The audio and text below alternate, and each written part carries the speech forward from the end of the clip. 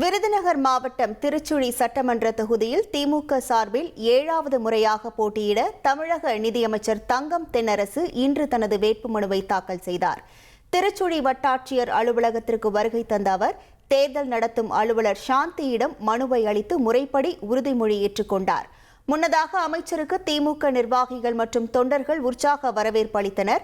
வேட்புமனு தாக்கலுக்கு பிறகு செய்தியாளர்களை சந்தித்த அமைச்சர் தங்கம் தென்னரசு திமுக கூட்டணி கட்சிகளின் பேராதரவோடு மீண்டும் ஒரு மகத்தான வெற்றியை பெறும் என்றும் தமிழகம் முழுவதும் திமுக கூட்டணிக்கு வெற்றி வாய்ப்பு மிகவும் பிரகாசமாக உள்ளது எனவும் குறிப்பிட்டுள்ளார்.